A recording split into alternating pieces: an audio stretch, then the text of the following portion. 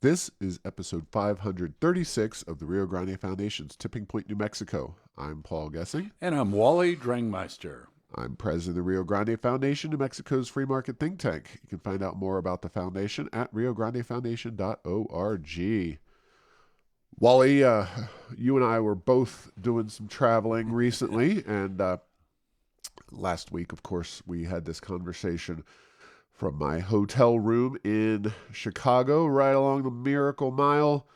It was a good conference, and then spent some time in Ohio, in the Cincinnati area with friends and family, including the Labor Day weekend. Played lots of golf, did other things. Saw the Cincinnati Reds pull off a victory as they pursue a playoff berth. And lot to talk about in regard to that, but when I was at the Denver airport waiting for a flight to Albuquerque, I heard a voice, and it said, Paul, it was your voice. Yes. You and Carol were coming back from your own trip. Yeah, through no planning, we just happened to bump into each other. And, as we talked before, Southwest Airlines did a mighty fine job getting us home. We had kind of not totally late, but a little bit late flights. They got us in early and got us home in good shape. So yeah, thankfully, no mechanical issues or delays or anything. We'd be stuck somewhere in Denver right now doing the podcast. And Southwest. There's been a lot of talk of airlines failures, including Southwest's own, but I had a total of 5 flights during my travels, and they were all on time. And last night was particularly solid performance by Southwest, getting in 15 minutes early. Baggage was very quick, and got back to my house within a half hour of when my flight should have landed. But with the early flight and the rapid deployment of the luggage, of course, they have free luggage on Southwest, which is one of the wonderful things about my favorite airline that flies so much in and out of the Albuquerque Sunport. So, glad things went okay for us last night. It could have been a precarious situation for us this morning, but here we are, safe and sound, and it was a good trip. Learned a lot in Chicago, had a good time visiting friends and family, and as I'm sure you did as well. yeah, and it's always interesting, Paul, to travel and compare and contrast to where you're living here, as we both live here in the greater Albuquerque area, what things are like. And I'd not been to central and eastern Washington before, and it was interesting. Flew into Spokane. One thing I will say is it seemed like a pretty town to me. River running right through the middle of town. And I'm not saying that there aren't some really ugly places in Spokane, but in my travels there coming and going, I saw one homeless person. So that's not too bad of a count when it comes to things like that. So Yeah, well, I understand from a climate perspective, Spokane has a lot in common with Albuquerque, even though it's well to the north, but it's kind of that high desert environment they get up there, as I understand it. yeah, in Spokane and in the surrounds, you kind of see the same flora, the same sort of tree structure that we do somewhere in 7,000-8,000 feet in New Mexico. So a lot of ponderosa pines right there in town, and they call it dry, and I'm sure it is compared to Eastern Washington, which Western Washington. excuse me, Western, excuse me, wrong way, Western Washington, which rains all the time. But yeah, very interesting place, very beautiful. We made it over also into Idaho, and so it may not rain a lot there, but they have lakes up there, Coeur d'Alene, Pend Oreille, that are just very spectacular, very large. And so it was good to get to a different part of the country. Exactly, and I also had a lovely time on my travels. But we will move forward with a lot of things still happening, even with the holiday week. Of course, the main thing, one of the largest figures I think we've quite frankly seen in New Mexico Political history in recent years, Bill Richardson died. To most New Mexicans, unless maybe you were super tight with Bill Richardson, it was a surprise. He was, I believe, 75 years old. Of course, he was not in New Mexico. He passed away up in Massachusetts, which was one of the bones of contention some people had with Richardson, is that he seemed to use New Mexico. Being a Hispanic Democrat, he came here and kind of seemed to have a game plan for how New Mexico was going to help his political future. I wrote up a brief appraisal of Bill Richardson's legacy for Errors of Enchantment. It ran at the Pinion Post as well, but I note that Bill Richardson, first and foremost, was a moderate relative to current Democrats. We're not talking about ancient history here. He was governor immediately before Susana Martinez. So he, I think, was reelected in 2006, right when I was coming to New Mexico to get things kicked off with the Rio Grande Foundation. He, won that reelection handily over the Republican John Dindal, who had replaced the previous guy who dropped out of the race. Anyway, so Richardson was, pretty popular in New Mexico. He cut the top income tax rate dramatically from 8.2 to 4.9. He also reduced capital gains taxes. So he was a tax-cutting Democrat. He wasn't just a tax-cutting Democrat. He was one of the most aggressive tax cutters in the nation among governors when he was in office. He on the other hand, was a advocate and aficionado of big government boondoggles, notably the spaceport and the rail runner. I have referred to those often as two boondoggles separated at birth, because the rail runner we knew was going to be a boondoggle. It's proven to be a boondoggle, and it sucks out on the order of $50 million a year. About half of that from operations, half of that from the ongoing debt service on the infrastructure itself. So very expensive project. It served a limited number of people, and then it kind of continued to decline over the years in terms of its usage, utterly collapsing during COVID. But the spaceport has shown signs of life, but it has never quite panned out. It too has required ongoing infusions of cash, but not quite as onerous as the rail runner. But the boondoggles didn't stop there with our buddy Bill Richardson. They also include Eclipse Aviation, millions of dollars spent to get that company underway in New Mexico. Shot Solar, which should be a cautionary tale for the current governor, because she's going to be plowing $600 million into of economic investment into another solar facility coming here.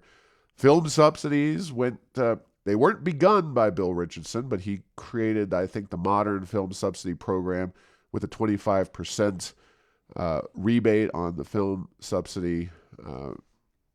And he was pro-Second Amendment. He was a bit of a consensus builder. He didn't, at least in my estimation, ignore rural New Mexico quite to the extent that this governor does. He genuinely believed he represented all New Mexicans and was concerned by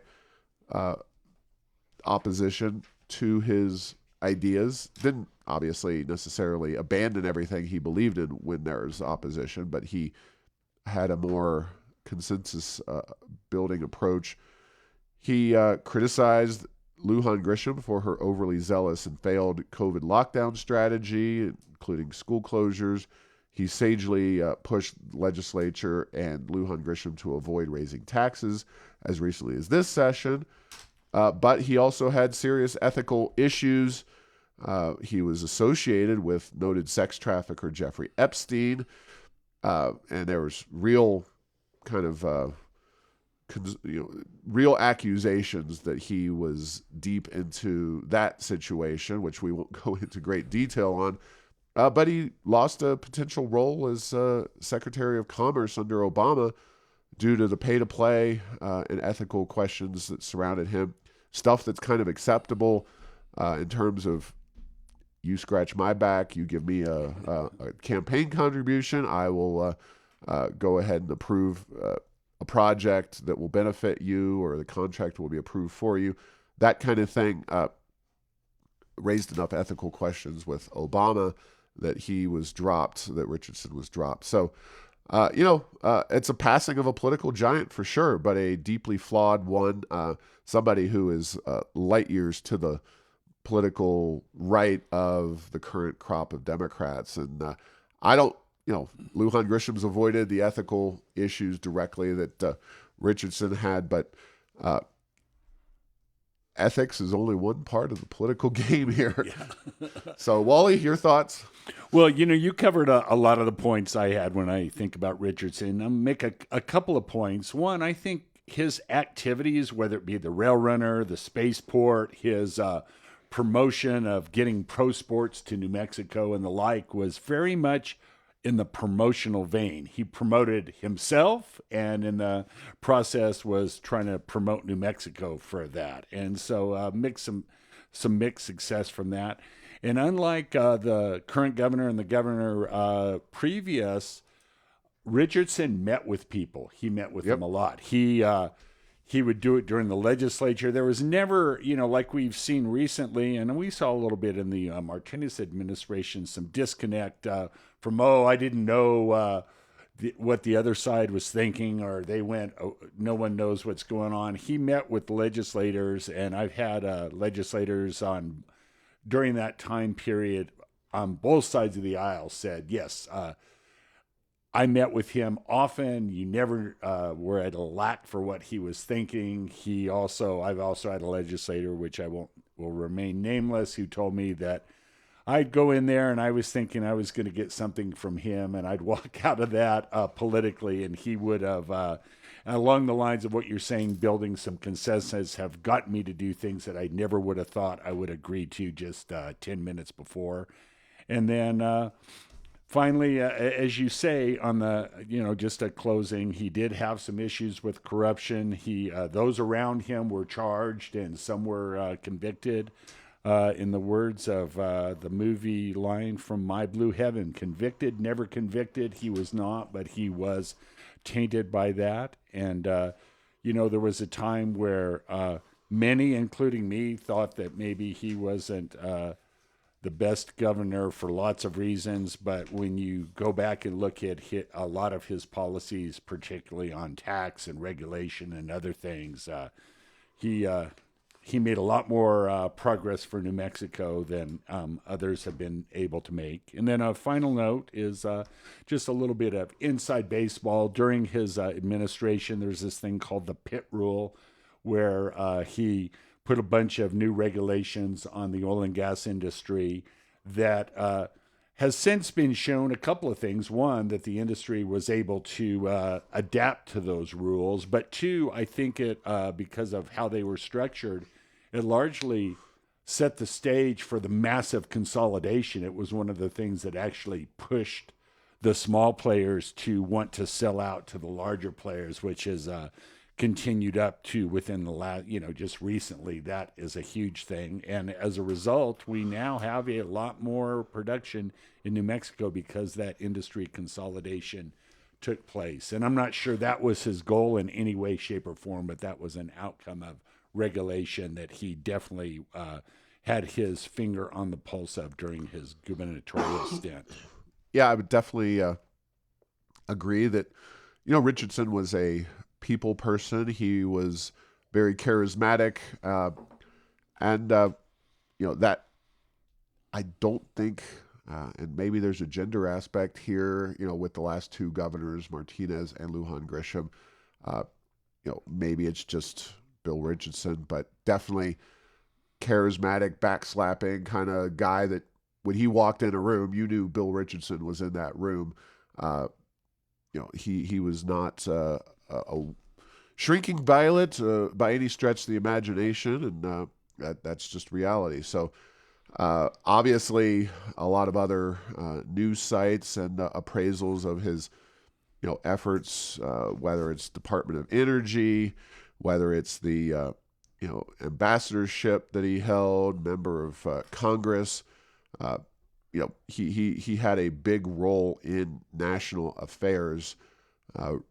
It was associated with New Mexico, even though he was not from here, nor did he necessarily stick around and kind of make New Mexico his home.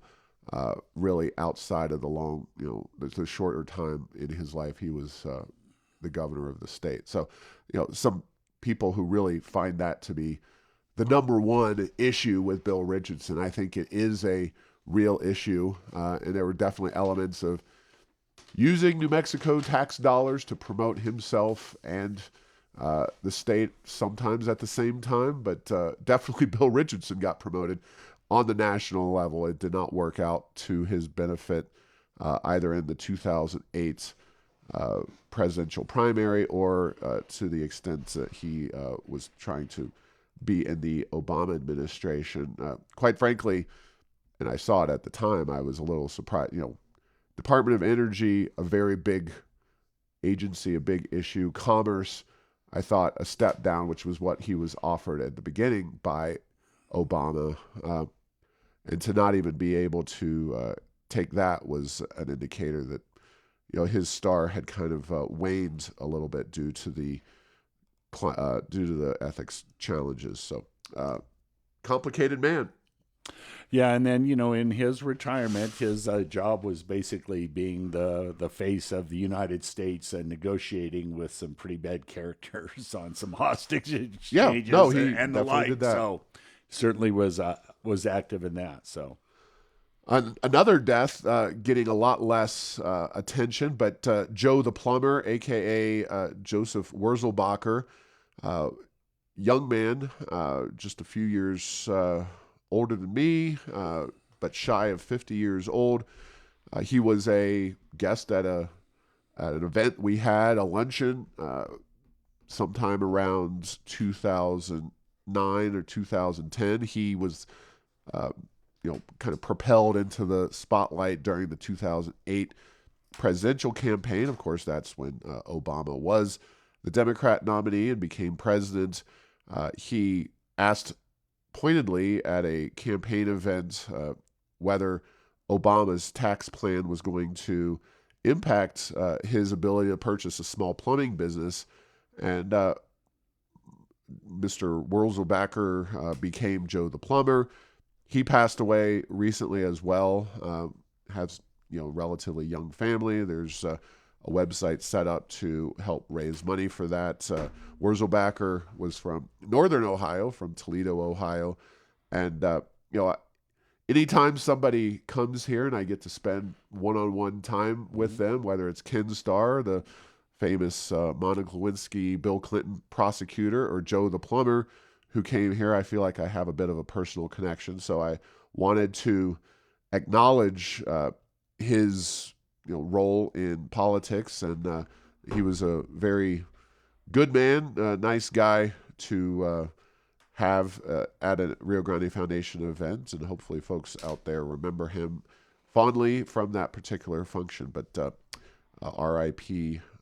Joe the Plumber. yeah, and Joe the Plumber, Paul, that back when he came onto the scene during that election, social media was certainly not the force that it is today. But in some ways, I was thinking about him. He kind of fit the role that Oliver Anthony with his song "Richmond, North of Richmond" in terms of being this populist figure that kind of encapsulates what the common man is thinking about the political system and how it's going for them. So yeah, he was a big force, and Paul, I may be I may be off about this. I did not follow him closely, but I think he served out the rest of his career without scandal and without basically succumbing to the rich housewives of California or New York temptation in terms of doing some crazy things. And in anymore in this modern world, that's a challenge in and of itself. So rest in peace. Exactly. In a bit of a different news vein, so Matt Walsh is a political commentator at the Daily Wire, which is a conservative news outlet. He was a speaker at a YAF, that's Young Americans for Freedom event back in April on campus at NMSU. Walsh is best known for his documentary video, What is a Woman?, in which he asks gender experts, I use that in quotes, and also travels to Africa, meets with tribal members to talk about the issue of what is a woman. I think the documentary has been one of the more influential documentaries made in recent times, and Walsh is a very important political commentator. And to have that event back in April was a big deal. It was standing room only, so far as I know, at the event. Well, now it turns out we have some politically engaged folks, including members of the New Mexico legislature, who wish that folks like Matt Walsh were not invited to campus to speak and share their views. Kerry Hamblin and Bill Soules, two of the most left-wing members of the New Mexico Senate, as well as Representative Angelica Rubio, Las Cruces Council Mayor Pro Tem Cassandra Gandera, councilors Becky Corin, Johanna Bencomo, Becky Graham, and Doña Ana County Commissioners Shannon Reynolds and Christopher Shaljo Hernandez all signed a letter essentially asking the Board of Regents and the interim president at NMSU to not invite speakers such as Matt Walsh to campus. They make a bunch of accusations about Matt Walsh said, which are not worth even repeating because they were not real, and you can go find Walsh's full speech at heirsoфenchantment.com. The good news is it's all there on the video. But, this is, if it were to influence the folks at NMSU, I would call this a blatant violation of the First Amendment. It's if a news anchor gets on and says something that Channel 13, Channel 7, Channel 4, or whoever thinks is inappropriate, they can fire that person, and it is not at all a violation of the First Amendment. But when you have elected officials trying to push a publicly funded institution to censor forms of speech they don't like, that gets very First Amendment-y very quickly there, Wally. Yes, it certainly does. And, this is not unique to college campuses being pressured, and in many of them highly successfully, into not having speakers that are deemed contrary to, I don't know what you would call it, the progressive woke agenda. And Matt Walsh certainly falls into that. The thing that I do find interesting, Paul, is the amount of time that lapsed from the time that Mr. Walsh spoke on campus until now. And, it's one of those things. The First Amendment isn't too many now in our country what we have grown to believe it is. And so, as you say, the charges against him are unspecific, inflammatory words that have very little meaning, very difficult to even define, much less to say, did he do this or not? But yeah, it is interesting that group of political figures decided to kind of put the pressure on New Mexico State. Yeah, so haven't seen any reaction from the Board of Regents, interim president, and any of these folks. Kudos to New Mexico State for allowing Matt Walsh to speak and having the relevant security in place to host such an event, because we've seen at other campuses, including UNM, where events have been disrupted because the powers that be do not pay close enough attention to security issues, and the fact that, quite frankly, the modern American left is not interested in having an open debate about the issues. They want to hear the echo chamber and really not allow others to speak and say their mind. So, real quick, not relevant directly to RGF issues, but if you get a chance, do check out Walsh's "What Is a Woman." I think anybody who is not completely kind of bought into radical gender theory will find it to be a very interesting watch, and it's definitely a very interesting video, and you get to see some people saying stuff you 10 years ago would have thought this will never happen. So moving on, and speaking about education, we know the data. We talk about the data.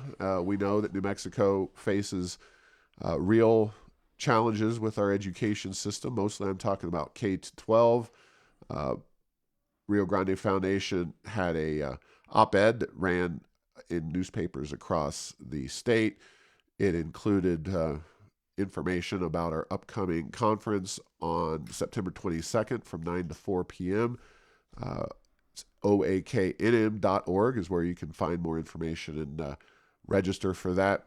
The all of the above education concept, as it is now in New Mexico, it includes charter schools, traditional public schools, and reforms needed for them, as well as private school choice. These are all being pursued in other states, and we are going to give folks an overview about these and other educational options and where things could and should go in New Mexico. But we believe that we're at a state in New Mexico where we're so far down at the bottom that we really need to throw everything at the wall and see what we can do to get some positive outcomes. It's unfortunate that we have such terrible education results, but if we just had political leadership in this state and public pressure that highlighted the real crisis that we're in, I think we would get movement. But it's tough. We are trying to build that consensus for reform at the Rio Grande Foundation, and it's quite frankly not a partisan issue.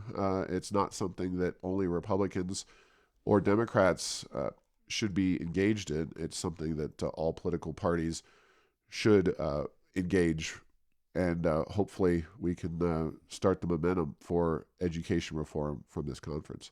Yeah, and Paul, in addition to being just so important for the students involved and their future economic and overall success as they become adults, a few of these key issues, and two that I would put right near the top are education and crime. And if you deal with issues like the lack of healthcare workers, the lack of ability to attract businesses to New Mexico, is that if you don't have a good education system and a lack of crime, it doesn't matter a lot of times what else you do. Those are such important things to people, whether they want to move here, whether they want to live here. And so, there are lots of reasons. There are lots of reasons to improve education, but they keep piling up as being almost foundational as to what's going to happen with New Mexico going forward. Yeah, it's obviously not just about our children and our kids and grandkids. It's also about, business and jobs and reducing the dependency of our state economy on oil and gas, which, again, we appreciate that industry very much, but we also believe that New Mexico would be a better state if we had more economic opportunities than one main industry. So, speaking of economic opportunities, you like this transition, Wally? there are jobs available in the medical system in New Mexico and across the country. Now, that involves education and it involves people being interested in those jobs and being able to get paid for their work. But let's just say that the medical provider challenge is not going away anytime soon. Certainly, we applaud the legislature for taking on some very, very basic issues that needed to be addressed in the last session. Certainly, the that they had caused but themselves by earlier legislation. Yes. But now we're seeing that maybe that's not going to be enough. They might actually have to do more if they're going to help solve this issue. Yeah. First and foremost, the medical malpractice reform that was implemented as a result of the last session targeted doctors, but it did not impact hospitals. It did not cover hospitals.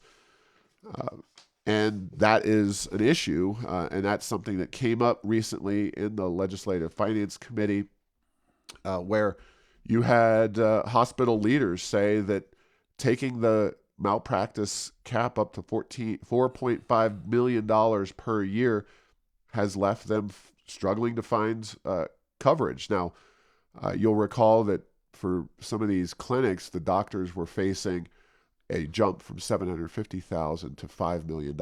I'm not sure where the cap at $4.5 million, why that's not identical, but this is according to the Santa Fe, New Mexican article by Marianne Todd. Hospitals say New Mexico's rising malpractice payout cap puts insurance out of reach. So the hospitals were at the LFC saying, look, we're getting increases. This is from Lillian Montoya, CEO of Christus St. Vincent. They're getting 110 to 200% increases in premiums. Rural hospitals in particular are struggling for a variety of reasons, and they feel like they have not had their voices heard in Santa Fe. Now, Majority Leader Peter Wirth, a Democrat and an attorney, disagreed with their contentions about not having a voice, but having a voice and having them ignore you is very much two different things. We know all about being ignored by the powers that be in Santa Fe. So this is just one of many aspects of this medical provider shortage. It's not just providers. You need the hospitals themselves with the equipment and whatnot in order to serve patients. And, we laid out in a blog post a few ideas. And this is one of the things the hospitals are pushing for more money into Medicaid and leveraging even more federal dollars. New Mexico already has 47% of the state's population on Medicaid. We need to be pulling back on that and addressing that, getting more people to work, getting more people in private insurance, expand scope of practice laws, reduce income taxes. I know that's a wild and crazy idea, but doctors are high-earning professionals, as are most members of the medical community. If they can get the same exact job here as in Phoenix or Texas, specifically in Texas, they're paying a 0% income tax. That's very attractive. We have the money to do that kind of thing. Work broadly to improve the economy, especially in rural areas. This governor, this administration, this legislature have been focused like a laser on the Rio Grande corridor, Santa Fe, Albuquerque, and Las Cruces. That's where the votes are, but there's a lot of people in rural New Mexico that feel passed over by the policies coming out of Santa Fe. So there's a lot to be done still. We saw a lot of political activism and a lot of pushing for reforms in the last session. I suspect we will need round 2 of that kind of activism, and this is, of course, a 30-day session. That's another challenge and factor in this discussion. But let's just say we're not out of the woods yet here. No, and the doctors in private practice absolutely knew the impact it was going to have on them, and they had indications what their insurance rates were going to be, and they fought it very hard because they felt like they were struggling for their livelihood. It seems like one of two things: either the hospitals delayed this political inevitability, or they weren't really as aware that their insurance premiums were going to go up as much. And either one of those has caught them a little bit flat-footed. And it's one of those things with regard to the legislators. Just saying, "Oh my goodness, another unintended consequence. How dare you? Why don't we ever get all the unintended consequences out on the board?" Well, they never look for them very hard, and so they're kind of hard to spot. And so you're right, though. Hospitals are an important thing in the healthcare system, and if we have those going away, particularly in our rural areas, and it's one of those things. As I like to remind myself. Every summer when I go traveling around New Mexico to go to various places, it's a very big state, and driving 2, 3, 4 hours to get to a hospital because your rural hospital is closed down is not too bright a prospect for people living out there away from the center of New Mexico. Yeah, and just another example of a partisan political move made by Democrats who control New Mexico. Again, these medical malpractice rates are skyrocketing because the trial attorneys are a core Democrat Party constituency, and you benefit from those core constituencies as elected or wannabe elected officials by providing financial incentives for them. They benefit from these lawsuits and the ability to collect more money, and then they return that in the form of campaign contributions. It is a very closed loop system on behalf of one political party in New Mexico, and it's something that really requires voters to be educated and to choose to vote against those special interest groups. Yeah, Paul, and we hear some of the same arguments about certain things, and we certainly saw it when they reduced the caps for malpractice. It's like, well, these entities have insurance, as if insurance is this thing that somebody else pays as opposed to the businesses that pass it along to their customers. So, we definitely have an impact of insurance rates are crucial, and when policies drive those up, bad things happen for the industries, and then in very soon, quick fashion, the customers and consumers of those services. Undoubtedly. All right. Well, last item. Oxfam put together a report recently, and they are one of those anti-poverty international NGOs that works all over the world, theoretically, to reduce hunger and fight poverty and end injustice. They delved into American politics, though, with a report, Best States to Work in America. And I received this report and thought, this will be a interesting opportunity to see whether Oxfam gets it. I mean, these people have $1 billion budget every single year on this global poverty issue. I kind of wanted to know, among other things, what is Oxfam telling international governments about how they get out of poverty? Because you see not just foreign aid, and you wonder how that is working, because even people like Bono have said, yeah, foreign aid, maybe not so much as a poverty fighting tool. Well, I'm not shocked to report that Oxfam does not get it. Their report is pretty bad. Their report focuses, again, this is best states to be a worker. Well, they focus on 3 different policy areas. Wage policies, how big your minimum wage is. That's their number one goal, and how generous that is. Worker protections, so things like paid sick leave are another. And then rights to organize, meaning is your state a right to work state or not? Now, there's other aspects in there, but those are the 3 big policy areas and 3 notable policies that are within each of those. New Mexico, not surprisingly, we're a great place to work, Wally. Believe it or not, we really do well. We're number 16. Can you tell me, pop quiz, what is the number one state to work in the United States? By that, I would say, what is it, California? Yep, California. Yeah, because you have the most what we say, government intrusive, onerous policies Exactly. that, all things being equal, Paul, let me just say that if you're going to make minimum wage and that's all you're ever going to make, Yep. Being in a state with a high minimum wage, all things being equal, is a good thing. Guess what, though? That's people. Not many people make the minimum wage, and they certainly don't make it for too long, and so it ends up hurting you. And then right to work, paid sick leave. It's like people have companies and workers have both voted with their travel plans to move away from states that have some of those policies into states that don't. So So who would be low on that? Would be what? Florida. The state. It's almost an inverse of what's actually happening. Probably if you're using those weird criteria. So Florida's 30th. Okay. Georgia's 50th. South Carolina 49th. North Carolina 52nd. Texas 47th.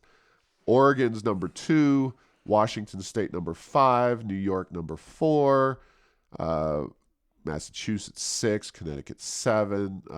So you get the picture. Basically, you look at this Oxfam report, and it's the inverse in many ways of reality, as you just said. The places, and by inverse, I don't mean this is what Paul and Wally think in our glorious ivory tower offices here.